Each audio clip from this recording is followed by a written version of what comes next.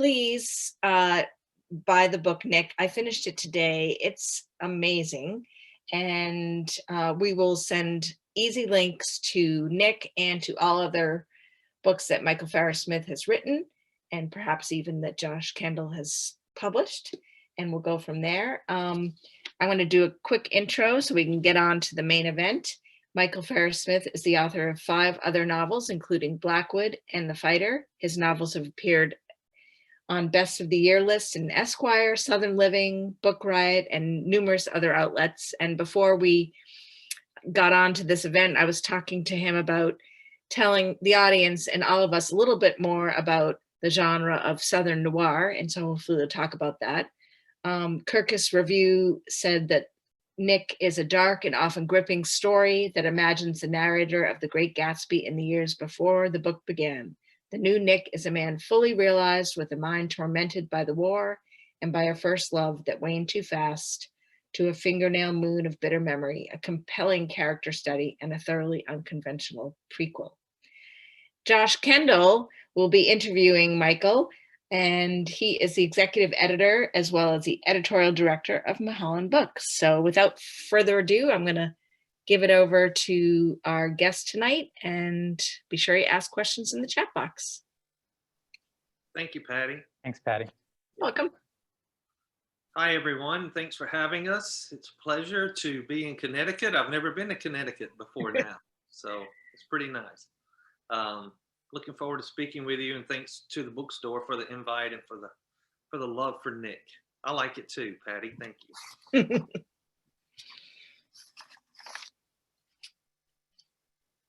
Unmute. Josh needs to unmute. It's not letting, there we go. It wasn't letting me unmute. I had that moment of panic. I was like, I'm actually pressing unmute and it's not working. And then these little buttons are popping up saying, you're muted, you're muted. And you're like cursing at the computer, not at you, Michael, or at the other lovely people on the screen. Hi, I'm Josh. I'm happy to be here. I'm a big fan of R.J. Julia. I've been in the store many times. As I live nearby, I'm in Brooklyn, New York. I've been to Connecticut many times, and it's a wonderful community, a wonderful store.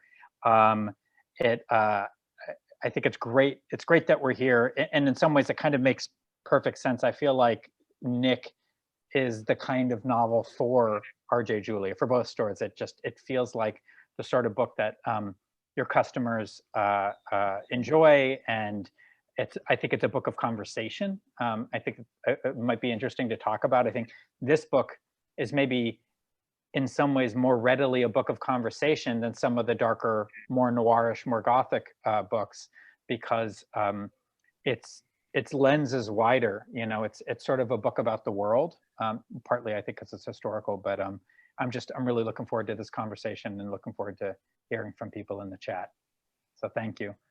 Patty, should we just get started and going back and forth? Absolutely, go back and forth, whatever's natural, yeah. Keep it organic, it'll be great. Okay, well, I guess one of my first questions for you, Michael, it's a new one, is I was thinking back in the lead up to this talk tonight, how it was about a year ago that we finished work on this book, on editing the book, and we were editing it, you know, in fall of 2019 and into the winter of 2020, and we sort of finished the last draft. I feel like it was like in the first weeks of March, like late February, March was kind of when it went in, as we say in publishing, went into production, began that production process. And then coronavirus hit. It was like right at the door, knocking on the door, you know, just as this book went in. And then there's this long process leading up to publication. And I'm wondering, it's been this really weird year for you and for everyone in the world. But I would imagine in this kind of isolation, this year of isolation, how have your feelings about the book, about Nick, changed since you turned it in and through now up to publication? Have your feelings about Nick as a character and Nick as a novel kind of shifted?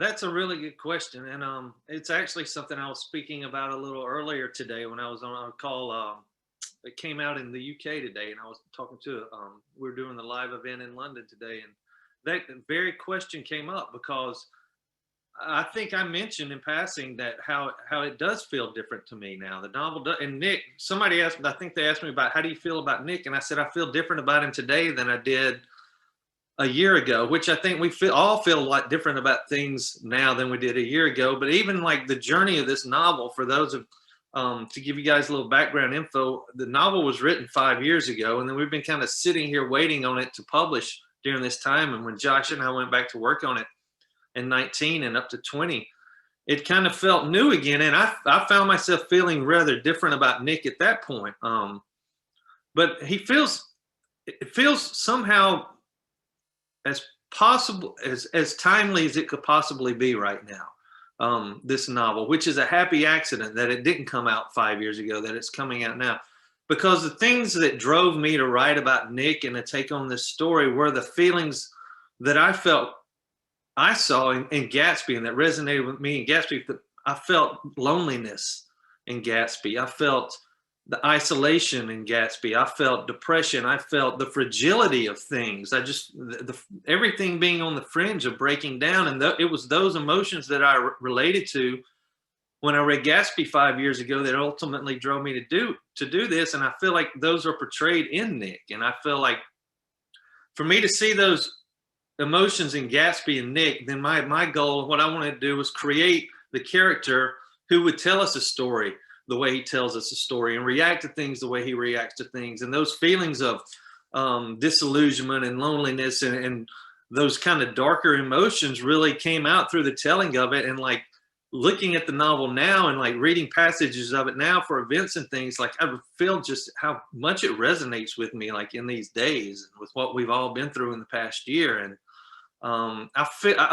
you know, you kind of talked about the scope of the novel, and yeah, I truly think that Nick is going to always be changing for me. I think it's going to be a novel that's always kind of evolving in my mind. He's going to be a character that I always kind of look at differently depending on where I am with things, which may be even a little different from the way I feel about characters in my other novels, because it was just a different experience writing Nick and creating Nick from this world of Gatsby and taking him and sending him propulsively into that world. And yeah, I do. It's like it's hard to pinpoint. I even sat down the other day and I just opened up Gatsby and I read the last chapter of last 4 or 5 pages of Gatsby and how it really like just struck me in terms of how I feel about Nick now. And after having talked about Nick now for the past month or so, yeah, I think it'll always be there. I don't see how it couldn't be, but the timeliness of his character just feels to just be almost nail on the head at this point.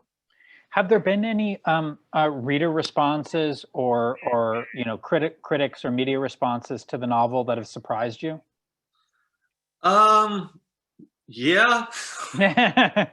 Positive or negative? I mean, well, I think we're in a safe space here, you know. Well, it's strange to me because the ones that have surprised me in a negative aspect have come from people who deem themselves as like Gatsby experts or like the academic side.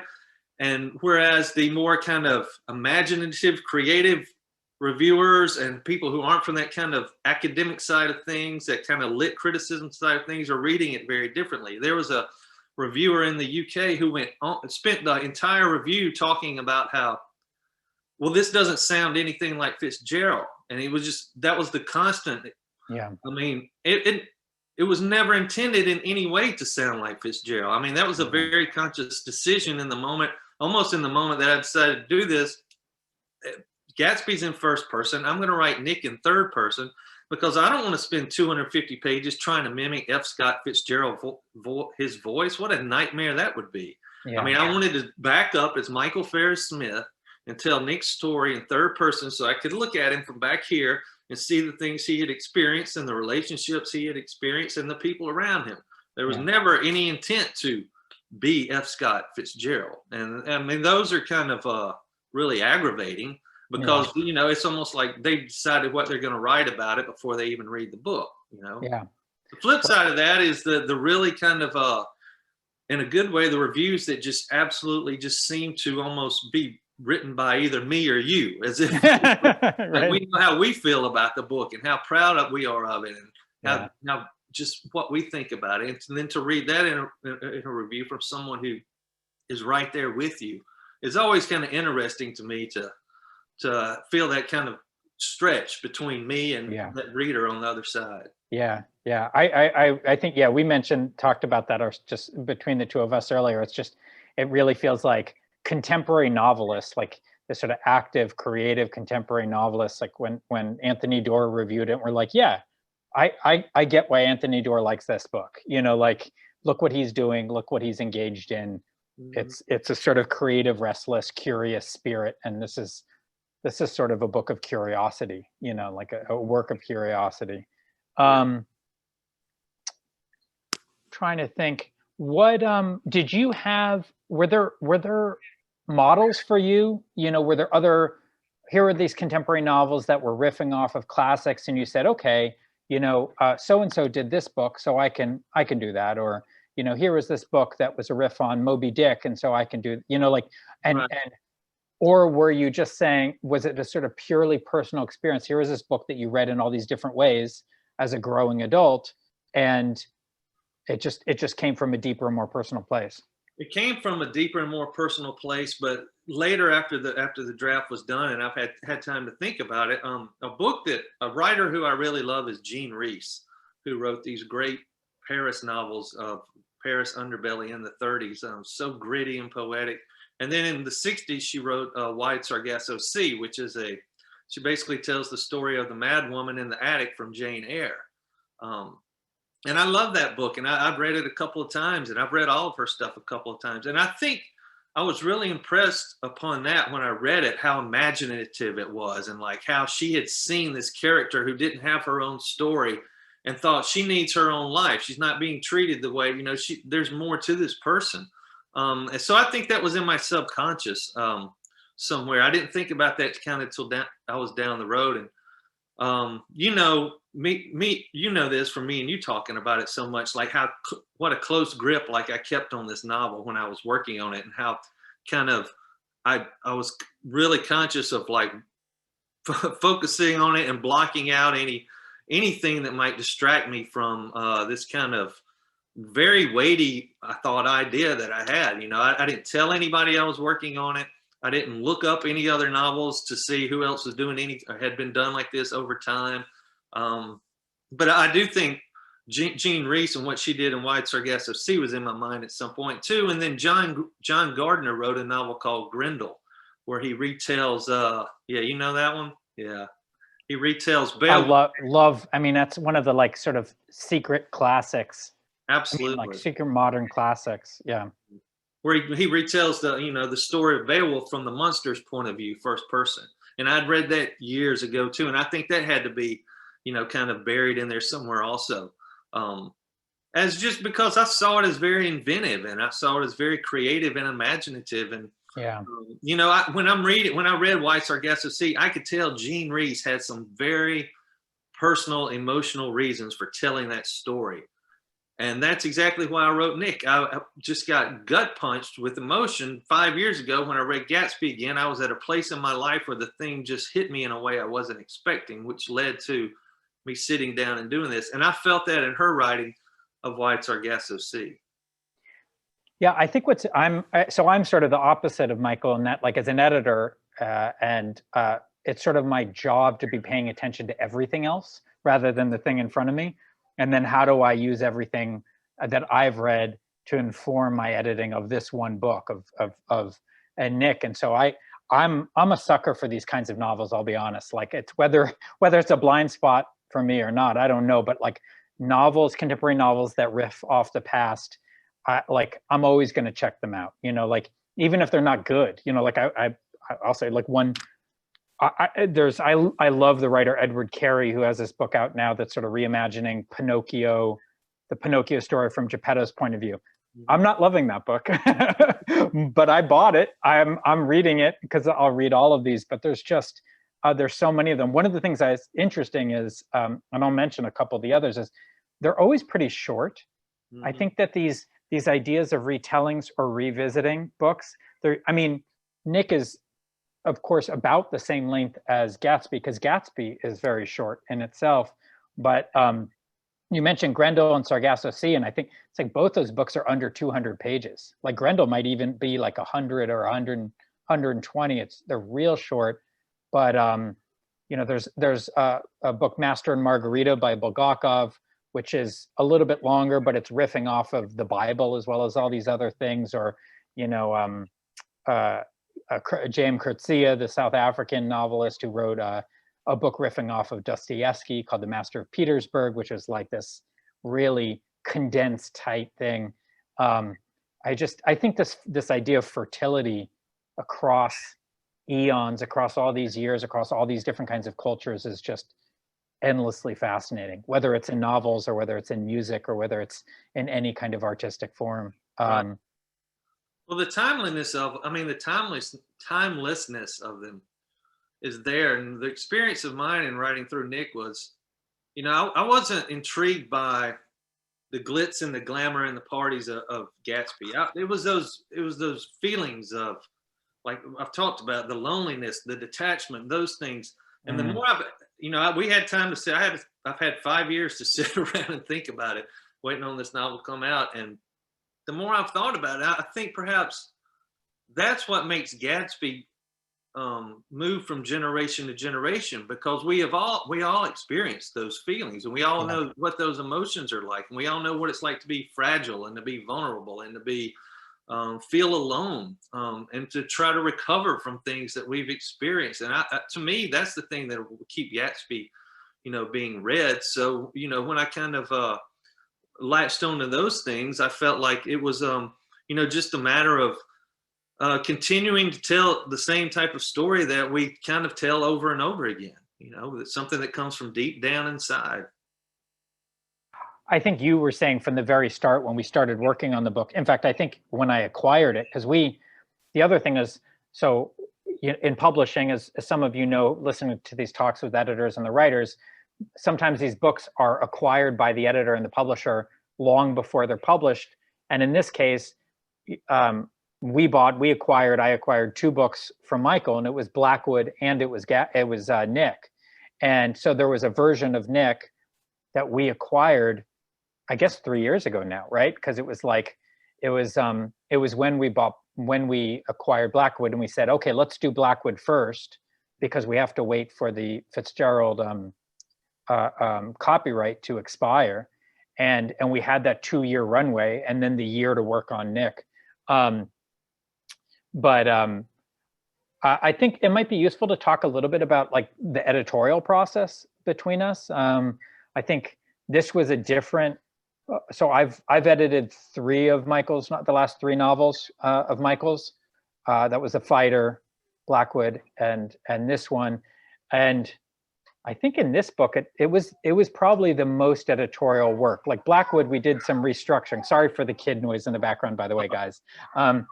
You heard him in the bathroom getting his nighttime bath, and now the door is swung open, and he's going to be shortly running around the apartment naked. And here he is.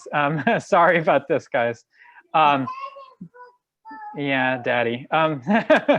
But you know, Fighter was a sort of diamond sharp, totally sort of perfect little thing, which was the most noirish of them. Here's a very noir moment with the kid running in. But and then Blackwood is this very weird, sort of almost like, it's dark, it's noirish, it's gothic, but it's sort of magical realist. It has elements of horror. So there was a lot of like playfulness in that editorial process. What could we shift? What characters could we bring forward? And then with Nick, it was like, okay, this guy comes back from the war. What do we want to do with the story once he arrives in New Orleans? And it was kind of an open playing field. What was your kind of experience as the writer in that relationship between us over those 3 books? How is it different from the work you did on the previous three books? I guess, well, the first book wasn't the novel, but, you know, I guess with Rivers and with Desperation Road, like what have been the differences in your experience? Well, I think the large difference in editing Nick that made it different from really every other novel is that it's more episodic. The scope is bigger, whereas every one of my other novels, the time frame is very compressed. You know, I think Rivers is 7 days. I think Desperation Road is like 4 days or 5 days. The Fighters a week and a half. Yep. I think Blackwood maybe covers the stretch of a month or so. But you know, Nick, we're talking about moving someone from World War I to Paris, back home to New Orleans, back home, and eventually in New York. And it covers not just movement in place, but also like movement in time, and like some very big pieces. Like World War I is a very big set piece. You know, his experience in Paris with Ella is a very big set piece, and same thing for New Orleans. It's a big set piece, you know, and then transitioning that. So for me, that was the biggest thing. It's almost like, I remember like when we would be talking about it, and like when I'd be thinking about your notes, I almost kind of looked at it in terms of like, okay, let me fix this. Let me think about this capsule first. Let me think about Paris first, and let me kind of focus on it and do it before I really think about anything else. And then let me work, you know, really focus on New Orleans this week and make sure I get lay into that the way I need to, because I mean, and that's what made it different. Whereas when we're talking about Blackwood or The Fighter or whatever, you're kind of talking about, it's a novel, but it's like all kind of one world that we're like right in all the time. Yeah. Whereas Nick was like world that we had to, you know, thread together and make, you know, getting them to agree and feed off of one another was really the thing that made it different. And I think it's the thing I really liked about it also. It was, you know, different is good. And we were creating these worlds like we've done in the other novels, but it was like a few worlds inside a novel versus like the novel being the world itself. Yeah, that's a great way of putting it. I thought about it. As you say that, I feel like some of those earlier books are almost like theater. You know, it's like everything's happening on that stage and it's held by the stage and by the theater, and that you have an hour and a half or whatever, and that Nick is like an epic movie, you know, like, or you know, a limited series over these these kinds of episodes. It's the canvas is so much larger, and you don't have the ticking clock, where I think even with Blackwood, in Blackwood, which is, you know, essentially about this town or this region, and there's a cast of 5 or 6 different characters, and each one's kind of coming to the fore at different sections. There's a sort of ticking clock, because there's this kind of very ominous, threatening, kind of almost horror motif of, as you know, these 2 boys disappear, and then the love interest disappears, and are they being murdered, and who's coming under suspicion? You're going into this direction, but with Nick, you're only going towards The Great Gatsby. You're going towards this kind of openness at the ending. We knew that the ending was going to be very wide open. Right. The other thing too is like, you know, Nick really came about because of my love for the Lost Generation, and, you know, the impact of the Lost Generation on both my life and my work. And, you know, I've talked a lot about my Southern influences being a Mississippi writer, but my very first influences were the expatriates, because of my living abroad when I really became a serious reader, and I knew enough about, you know, books to know, well, if I'm in Paris for a while, if I'm going to be in France for a year or two, and maybe I'll read some Lost Generation stuff, you know. So it was not only, it was the episodic nature, but I also felt like I was speaking to an era in writing Nick also. You know, there was a lot to gather in this book for me. I mean, there was there were a lot of balls being juggled in the air at the same time, but I really thought, I hope this will be like a Lost Generation novel. I want to capture the era that we are dealing with also, as well as, you know, I mean, setting and atmosphere and all that is always a huge part of what I do, but this was like, you're talking about just using the phrase Lost Generation, you know, all the things that come with that. Yeah. And, I really wanted to encapsulate that in this novel as a whole. So it was a story, it was an era, it was a character, it was connections from one book to another. It was a lot of different stuff. Were there any nonfiction, like history books that you were reading that were informative from a research standpoint? Because I thought if people on the call were into this novel and they wanted to kind of know more about that beyond the other writers of that era, the novelists of that other era, right? Were there sort of encapsulating books that were useful for you?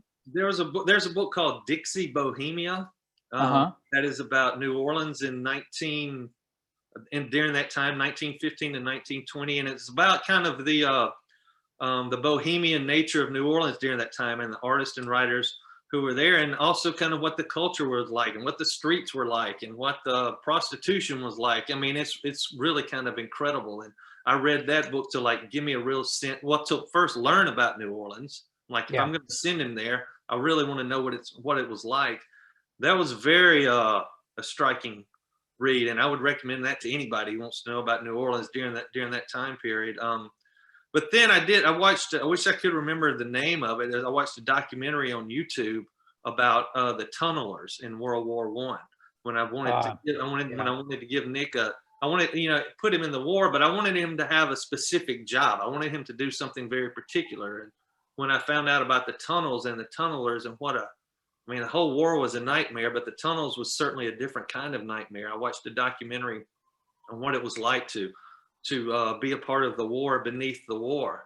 That was really, really impactful to me, because it honestly, like, going into the tunnels was pretty much like a death sentence, whether you volunteered for it or were just sent down in there. It was almost like once you go into the tunnels, you're not coming out. I mean, the mortality rate was just incredible. So Dixie Bohemia, and then I watched a documentary about the tunnelers and their job and their impact on World War I. And again, I feel this way. All the material in this book, in the tunnels, is just it. I mean, there's so much that's extraordinary about this novel. But anyone who hasn't read this book, you've never read a novel. You've never read that experience of what it's like to be a soldier in the tunnels under the World War II, under the battlefields of World War I. Excuse me. It's utterly singular. Yeah, it was really interesting to me, and I knew when I stumbled upon it, that was exactly what I wanted him to do, because, like you said, I'd never read about it in a novel before. I was completely unfamiliar with it, and I wanted to be true to the war. The novel was also influenced by a line from A Movable Feast, when Hemingway says, "We didn't trust anyone who wasn't in the war." And the very first connection Gatsby and Nick make is they ask each other, "Where were you in the war? Who were you with?" And I just saw that, it's something behind their eyes, that they're this connection they make. And so the logical place for me was to put him in World War I, and let's go from there. And I wanted to create it as realistically as I possibly could, without the romance or without the, Hollywood depiction of it. And reading about the tunnels and watching about the tunnels was completely eye-opening to me about the risk and the trauma that these people endured.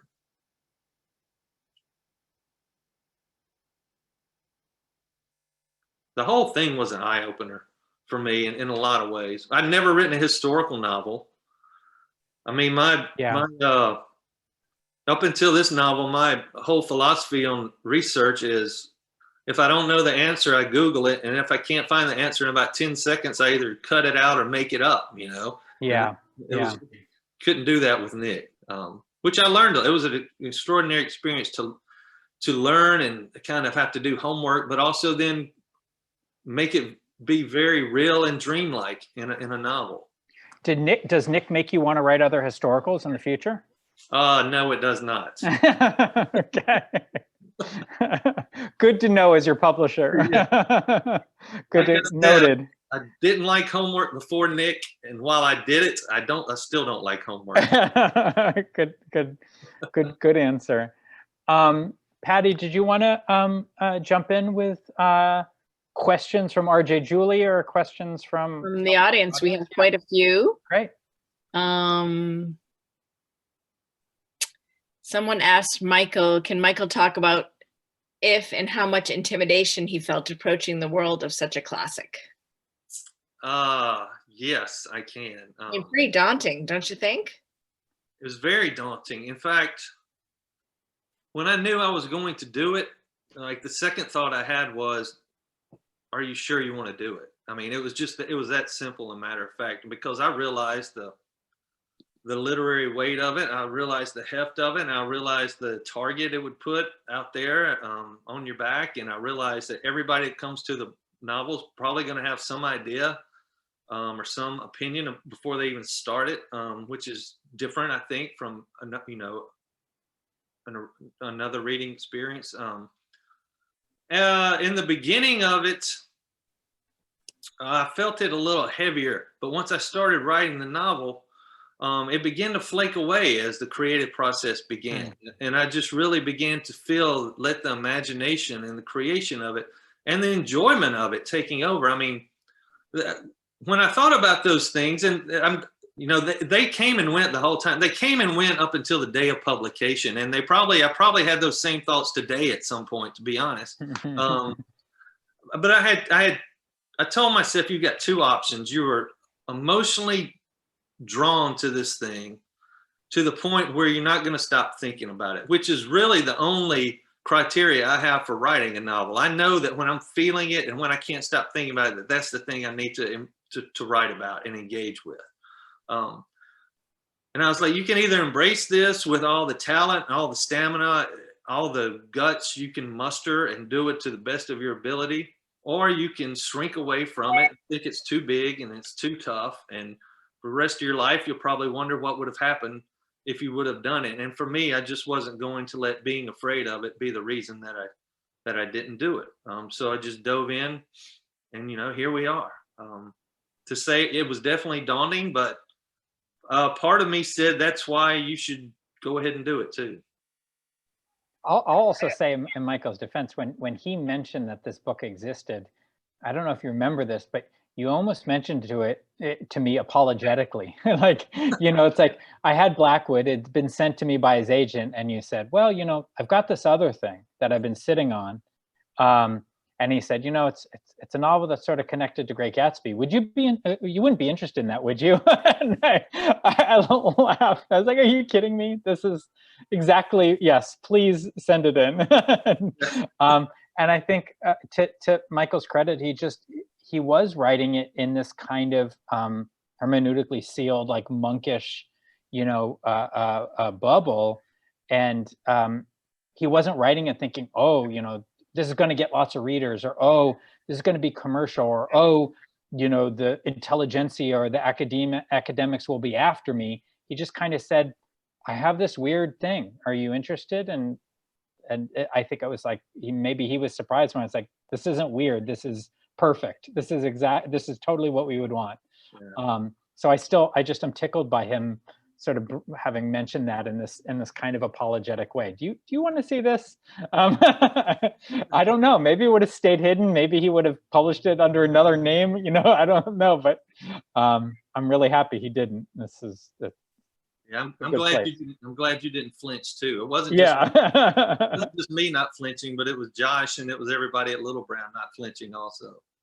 I think people, just if there are people who might resent a book like this being written, there are people who loved it. Like we said, people love this kind of thing. I remember Ahab's Wife and thinking and I loved Moby Dick is still one of my favorite books, but I was like, God, Ahab's Wife was totally different, but it was wonderful. It was like magical. Like, I'm so glad it was written. Or Cold Mountain. I'm so glad that Cold Mountain was written. Mm-hmm. I don't resent it because it's not the Odyssey, Yeah, exactly.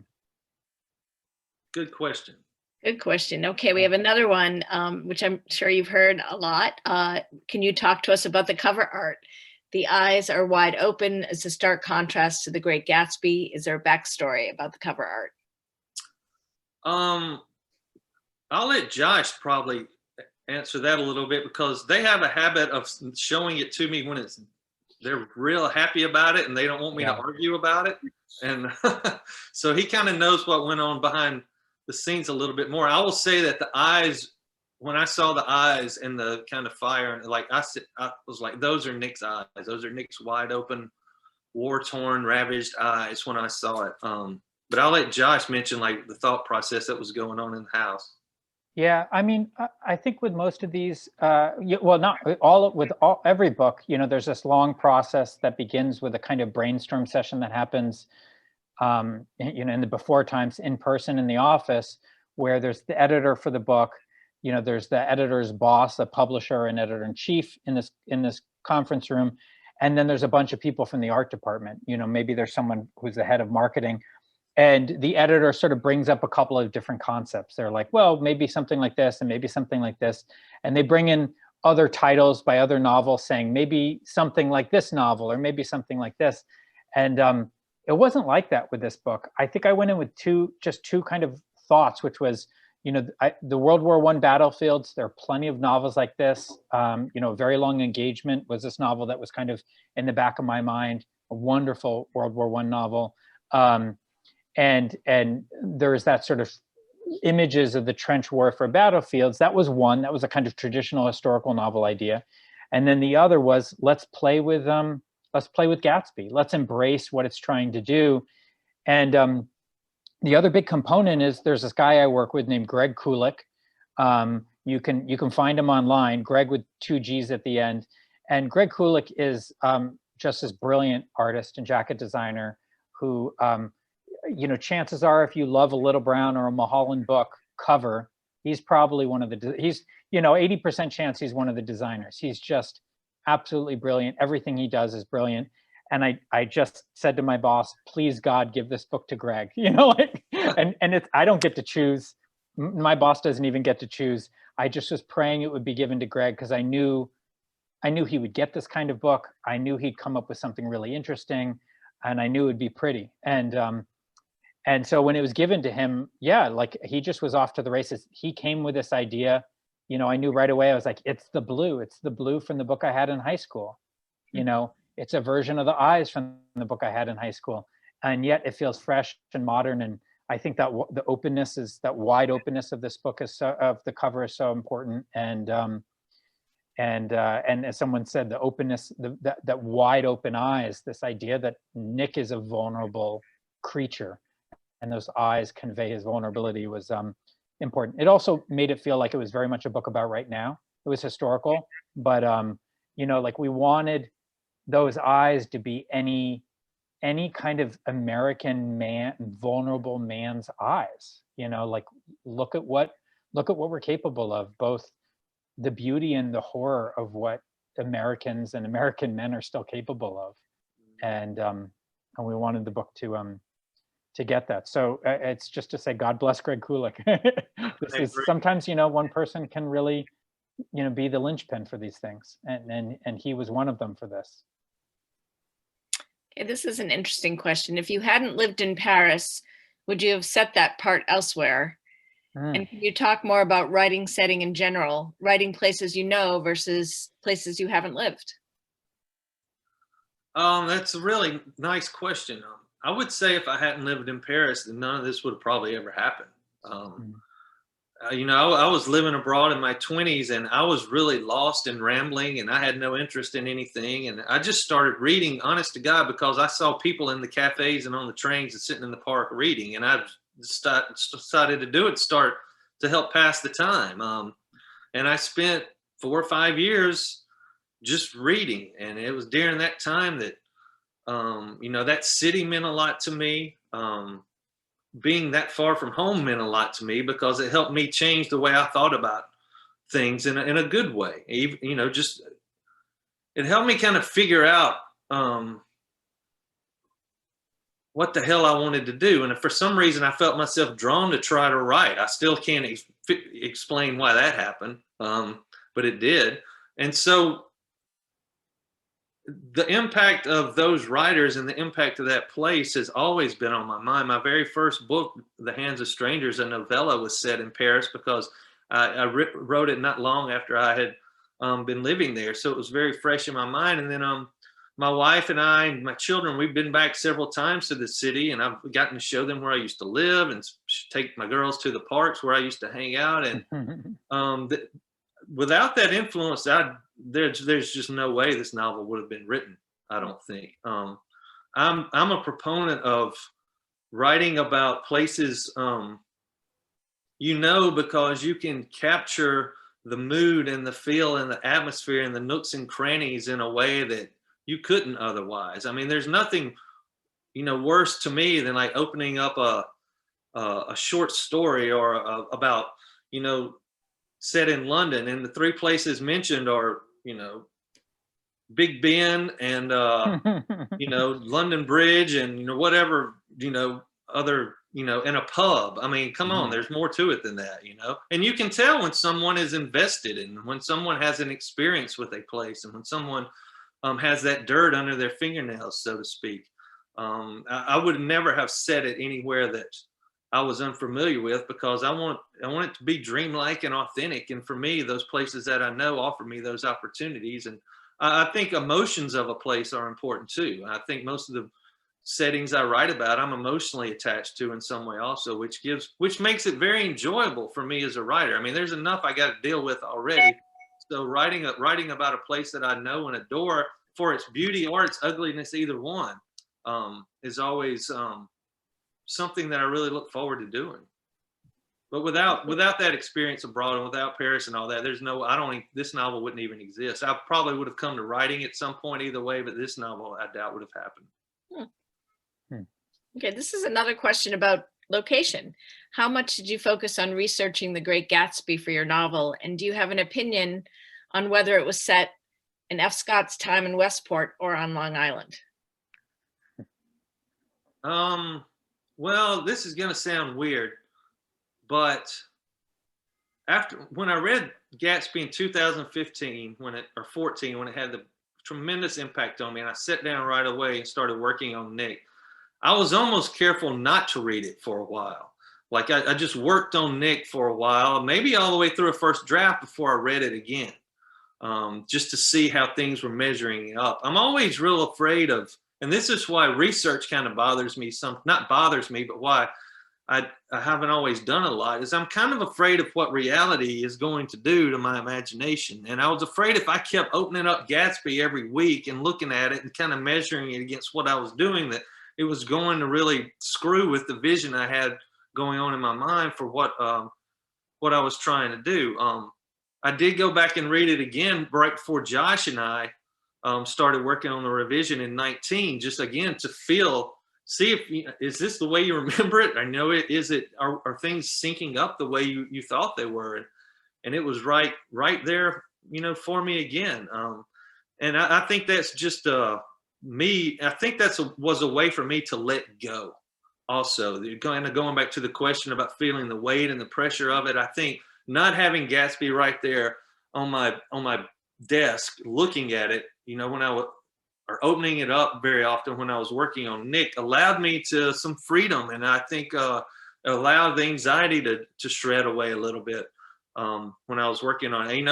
I told you I opened it up the other day and just read the last 4 or 5 chapters, or 4 or 5 pages, which is something I haven't done in a while. And I was really moved by how it felt in relation to Nick. And that made me very proud. And I think it validated what I've done too.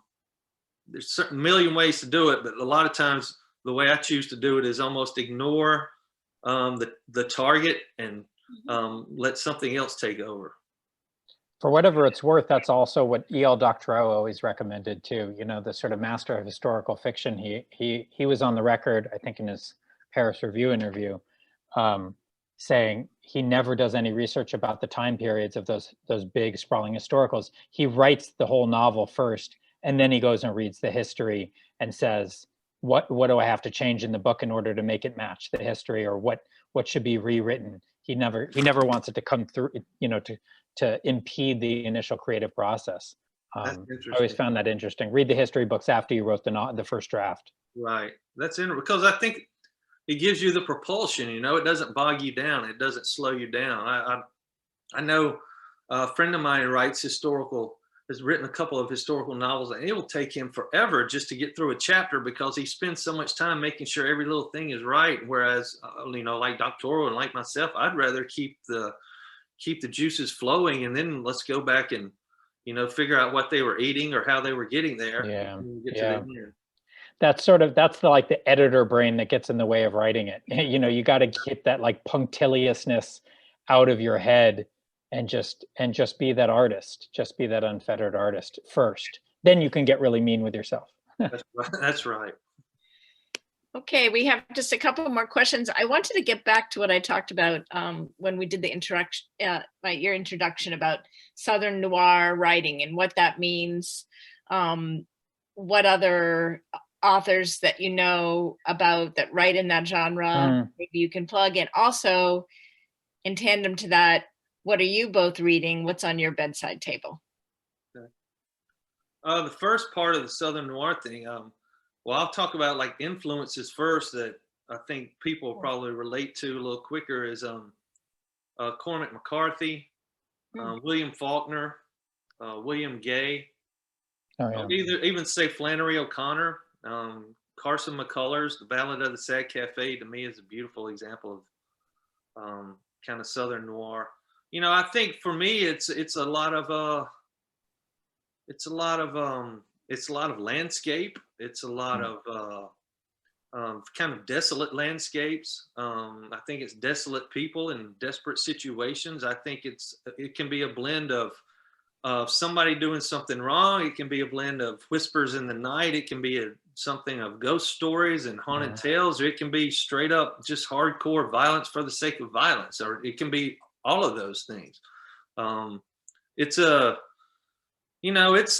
genre I've been drawn to as a reader. I love those things because I think what Southern noir does too, it also gets into the spiritual aspect of things. Faulkner did that. McCarthy does that. And the things that challenge us spiritually and psychologically and emotionally, I think also falls right in the framework of Southern noir and what it does, and the kind of the not message it presents, but the experience it presents. I would also, if I were to mention a couple of other dead writers or recently dead, I'd put Harry Crews and Larry Brown in that category too. Both of them wrote many books. Harry Crews, actually, there was a tremendous memoir of his that was published posthumously. That is also pretty terrific. The other person who's kind of on the fringes of this, because he's not technically in the South, he lives in the Ozarks, is Daniel Woodrell. Yeah. And Dan is a big advocate for Michael. And Daniel Woodrell's books are tremendous, terrific. He actually wrote one sprawling historical novel himself. But his first three novels actually were all set in Louisiana, in the Bayou. And conveniently enough, Mulholland has an omnibus edition of all three books in one called the Bayou Trilogy. But the cool thing about those books is they're straight noir. They're crime novels. People don't think of, Woodrell, who wrote Winter's Bone, as a crime writer, though there's crime in all of his novels. But those were straight up crime novels set in Louisiana. Why he did that when he's always lived in Missouri, I don't know, but or Arkansas, I mean. But he's a tremendous writer. Anything you read of his, if you never read Winter's Bone, the novel, and just saw the movie, which is also great, do yourself a favor and read Winter's Bone, which I think of really as Southern noir as well. Yeah. And then and there's a bunch of other writers that Michael knows in his area. There's Jason Gay is another one. Tom, who's Tom? Wrote Poachers. Michael. Tom Franklin. Tom Franklin, excuse me. Yep, Tom Franklin's another great one. It's a really fertile ground. There's even some people who are there's a guy in Texas whose name's not going to jump away from me. Gabino Iglesias. Yeah. Who writes horror novels that are sort of Southern noir that turn into horror. He's only written 2 novels, both by a small press, but Gabino is a really interesting writer. If you can stomach the violence, they're playing with noir in a very cool way too. Yeah, it's a flexible field. Some of it is more crime oriented, and some of it is more kind of landscapey, haunted oriented. I think Truman Capote's novel "Other Voices, Other Rooms" is Southern noir as you can get too. It's just a beautiful old spooky novel. So yeah, it's a flexible genre, which is, I guess, why I don't mind being mentioned because it can be, there's certainly core aspects of it, but it's flexible. I also think there's more humanity in it than a lot of noir. I edit a lot of noir with my other hat on, and I love straight up conventional old fashioned noir, but Southern noir, because there's a spiritual element, because it's very much about the ghosts of the past, the metaphorical ghosts of the past, wreaking havoc on these characters present. and it's about suffering and human suffering. There's a lot of empathy in these books. They're very, almost every one of these writers we've talked about are just heartstrong writers. They're very psychological and emotional. Yep, I agree. As far as what I'm reading now, I've been reading some nonfiction lately. I think over the past couple of months, I've just really kind of wanted to engage with stories of people who kind of did their own thing, again, you know, no matter what, which kind of, I guess, goes back to the very first question we got about me doing this in the first place. And just what, you know, trying to engage through books with people who are interesting and willing to take chances and kind of cut their own path. I read just before Christmas, I'd been putting it off, but I finally read Patti Smith's memoir, Just Kids, which is just beautiful. And then I've been reading a new biography about Harry Dean Stanton, the actor, and his life and career, which is really interesting. And then there's a book called Pappyland by my friend Wright Thompson, who writes for... I have, that's on my list for coming up to read, yeah. It's good. He's known for writing for ESPN, but and doing some of their 30 for 30 stuff, but he writes about the Bourbon Empire, the Pappy Van Winkle Bourbon Empire, which wasn't always an empire. And that Wright's book really surprised me in the best of ways. The humanity and the personal touches and the kind of the correlations he makes through that book were really surprising to me, and it really came off very nicely. So those are three, I guess, I've been reading or read. That's great.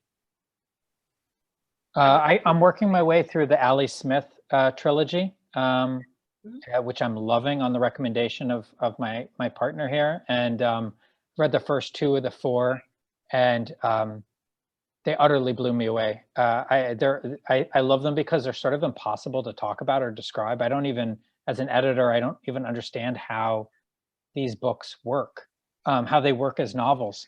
They feel just so free-flowing and unformed in the most liberating way. You feel like you're just living a kind of crazy life, and then the emotion sneaks up on you. They're all very short. The emotion sneaks up on you. The last scenes in each of these first of those two novels, I think the first one's Autumn, and they just sneak up in you and just completely punch you in the gut at the end, and they're lovely. And then I'm reading, also I like to go back and forth with nonfiction. I'm actually reading a biography of John Maynard Keynes. I forgot the title. It has a very general title. It just came out this year, which is incredible. Talking about like literary circles. You know, he was part of the Bloomsbury Circle with Virginia Woolf, and he was this like economist philosopher. He shaped modern economy, and I'm loving that book. I love biography. I'm really looking forward actually to the Philip Roth biography that's coming out soon. That's actually by an old author of mine, Blake Bailey. He and I worked together about 15, 20 years ago on his first book, which was about Richard Yates, who's another one of my favorite old writers. I give a shout out for any of Blake Bailey's books. His biographies or his memoir are incredible. The Cheever biography, which I have just to my right, that he wrote, is amazing. Okay, that's helpful. And I think this is a great last question to wrap up the evening. One of our guests tonight said she hasn't read The Great Gatsby, and would it be okay to read Nick? Is it a standalone book you can read without reading Gatsby? That's a really good question. Yeah, like one of the other of the many balls to juggle in writing this novel is I wanted Nick to feel like a standalone novel as well, because not everybody's read Gatsby, or not everybody remembers Gatsby, and I wanted Nick to be its own experience. Aside from that too, obviously there's a connection, but yeah, I think you can read Nick as a standalone novel. And it's been nice to like hear some of the reviews say that too, that point out you don't even need to be familiar with Gatsby to be immersed in the experience of it. And if you're thinking of reading, if people are wondering like what order they should read them into, that question, like I've been telling people, read Nick first and then read Gatsby, because I think the way Nick tells us the story in Gatsby, you'll have more to think about after reading Nick if you read Nick first and then Gatsby. And then the people I've told to do that or suggest to do that who have done it have said, yeah, I think you're right. I think that's the way to do it. But yeah, you can pick up Nick and begin on page 1 and with no knowledge of Gatsby whatsoever, and you'll be just fine. And we'd love you to buy it from RJ's. Make sure to look in your chat box down below. And we linked all the books that you guys mentioned. So many great recommendations. Thank you so much for this amazing conversation and for visiting us in Connecticut. We really appreciate it. Thank you. Have signed Thank you. copies, correct? Pardon me? You have signed copies too, correct? We do. Actually, we have some signed copies. I don't know how many, but we'll sort of double check on that. I know this one is signed, so I'll have to bring it back to the bookstore. Very limited copies. So check in with us at the store tomorrow and we'll make sure if we have them that we get them out to you. Thank you, Patty. Thank you both. Thanks, Patty. Thanks all. Thanks, Bye-bye. Josh. Thank Have you, a great night.